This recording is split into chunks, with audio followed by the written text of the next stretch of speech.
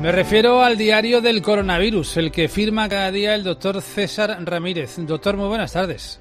Hola, buenas tardes, Pedro.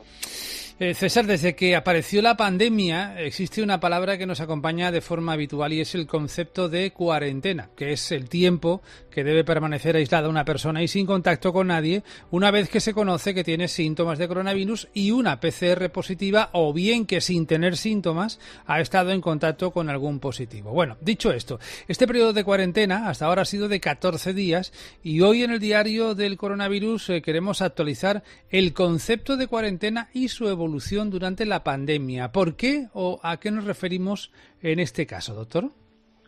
Pues lo primero, y como curiosidad histórica de orientación nominal, quiero contar a los oyentes que la palabra cuarentena hace referencia a dos palabras italianas, 40 y giorni, en referencia al aislamiento de 40 días, que es lo que estas dos palabras quieren decir, al que se sometía a las personas sospechosas de portar la peste bubónica durante la pandemia de peste negra de Venecia en el siglo XIV, con el objetivo de aislarla del resto de la población no infectada hasta que se pasara un tiempo prudencial en el que no fuesen contagiosas.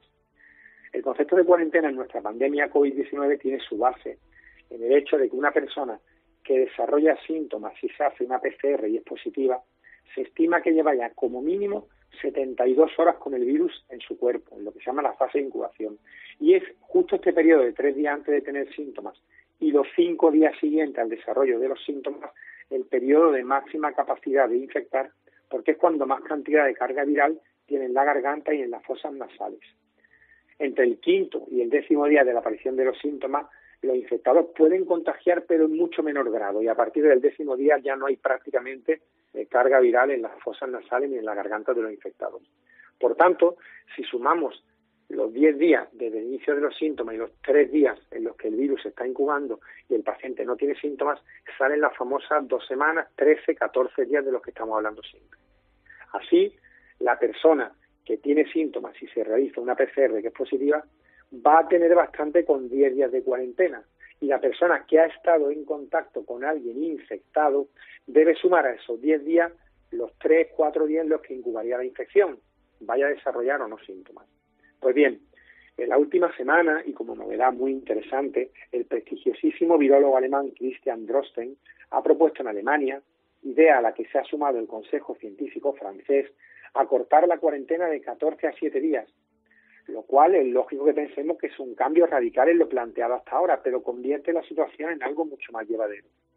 La idea de este planteamiento incide en lo que hemos comentado antes, y es que somos contagiosos especialmente en los primeros 5 días desde que empiezan los síntomas, y que a partir de entonces menos del 5% de los infectados son contagiosos.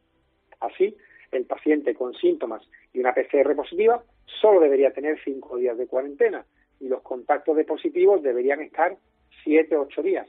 que es la suma del periodo de incubación de 3 días que hemos insistido antes en caso de contagio y los 5 siguientes, tengan síntomas o no. Una vez que Francia y Alemania dan el paso adelante, está claro que el planteamiento es que en España también sería posible hacerlo, pero eso implicaría tener personas en las administraciones sanitarias con capacidad de tomar decisiones e ir por delante de la pandemia, tanto a nivel autonómico como nacional. Y eso sí que es algo en lo que nuestro país, el del Comité de Expertos Fantasma, va a la cola de Europa. Así que seguiremos con las 2 semanas de cuarentena y a mucha honra, o mejor, a deshonra. Estoy totalmente de acuerdo contigo, César, en eso de las administraciones sanitarias que sean capaces de tomar decisiones acertadas. César, gracias y mañana nos encontramos de nuevo. Hasta mañana, buenas tardes, Pedro.